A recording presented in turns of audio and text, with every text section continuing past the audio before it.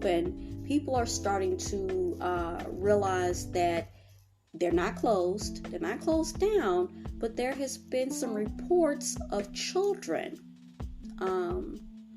that are not of age. They're 10 years old, 9 years old, working in fast food restaurants. I'm confused. Wasn't there some kind of child labor laws that were done back in the day before any of us were even alive? I think anybody probably hearing this wasn't living when they decided. I don't want to make that assumption, but back in, I don't know how many decades ago, I mean, why does this keep happening where children are being found, and sadly it looks like they're migrant children? So we got robots, AI, and we have migrant children who are not of age, that due to what I thought was child labor laws. Do the child labor laws no longer apply? Has something happened that I wasn't aware of? So you got them closing and no one knows, or you've been replaced by AI or migrant children.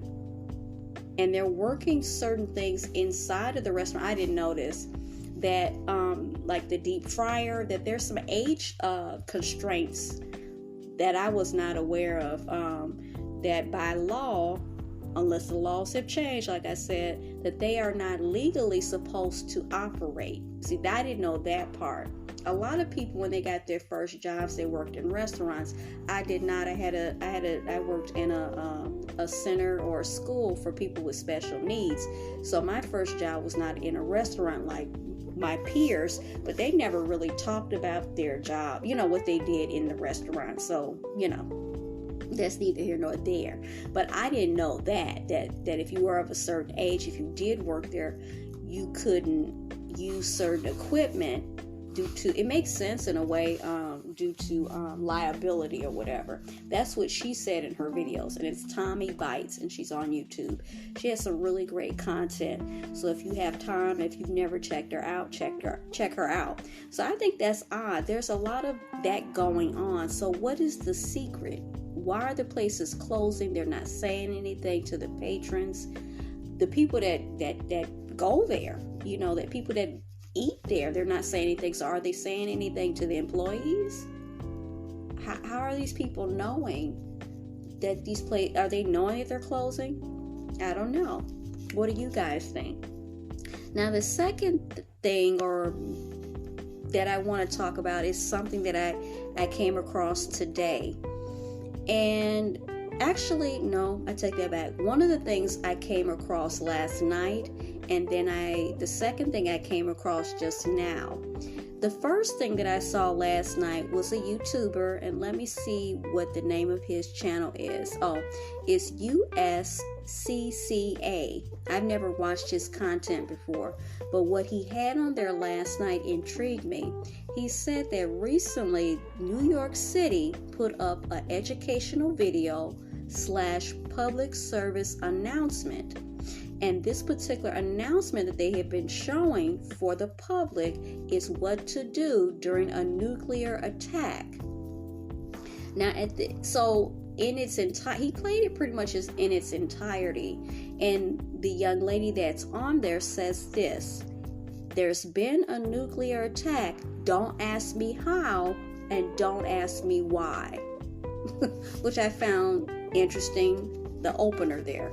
She's very well spoken, but that kind of was a trigger for me. I'm like, okay. And then basically tells you 3 steps of what to do if there's a nuclear attack. Okay. Now that on itself, of course, is like, I believe in preventative things, because things happen, maybe this could happen. Quite possibly. There's lots of things going on in the world. So she goes on and she has these three tips that I don't know verbatim, and I should have wrote it down. But basically, go inside if you're outside, and basically clean your body, take a shower, take off the clothes that you have on, because they could be contaminated, because this is a nuclear attack, a chemical attack. and to basically stay inside. Okay, it's pretty much common sense, more or less. I mean, if there's some kind of agent or poison or whatever you want to call it that's outside, you're not going to keep standing outside, right? No, you ain't going to do that. So you're going to go inside, you're going to stay inside, and you're going to wash your body. You're going to wash it off and do your best so you're not contaminated. Although there are certain things that even if you were to do that, sadly, that still would not help, but we're not going to get into that. So anyway, the video is that. Now, the thing about that is that today, then I came across another YouTuber, and I think his YouTube channel is Go Shen. I'm going to spell it Goshen, prepping. So if you haven't already figured it out, I watch a lot of preppers and people who are into that lifestyle, because it's interesting. You just never know. They have some great tips.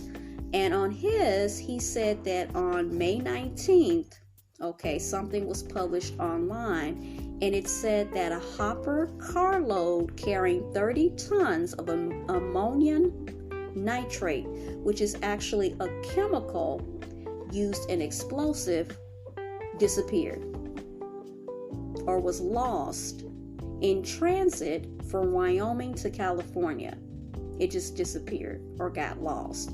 30 tons of chemicals used in explosives known as ammonium nitrate. Okay, I'm gonna let that sink in. So you got people talking about this. Is it a coincidence? Miss Mary believes that there are no coincidences, and I tend to agree. So you have this type of content. So is it just a coincidence that certain states, New York thus far that I'm aware of, is showing something like that, only for some information to come out saying that a hopper carload on a train carrying 30 tons of chemicals used in explosives is gone, disappeared. No one knows where it's at. It's disappeared or is lost in transit from Wyoming to California. Okay, so I paused a long time. You probably thought I had finished talking, but I hadn't. I just wanted to sink in, like season in. What kind of feeling do you guys get off of that? It's just a coinky-dink that happens. We start showing these educational PSA announcements for a nuclear attack and some kind of chemical has been deployed, and then all of a sudden, bing bong bong, 30 tons of ammonium nitrate just has disappeared or lost. How do you lose that? It's not like you lost your house keys. No. How do you lose that? Or it's like magically delicious. It's magical. It disappeared into thin air. Somebody know where it's at, because you know what? They took it. And what did they take it for?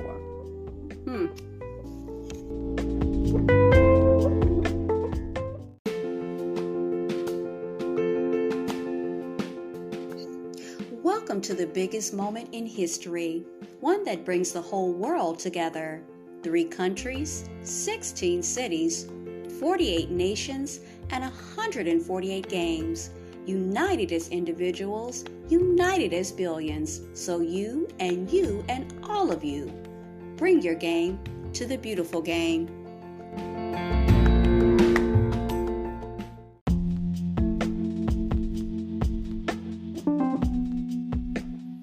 You are just listening to Teachable Moments with April podcast.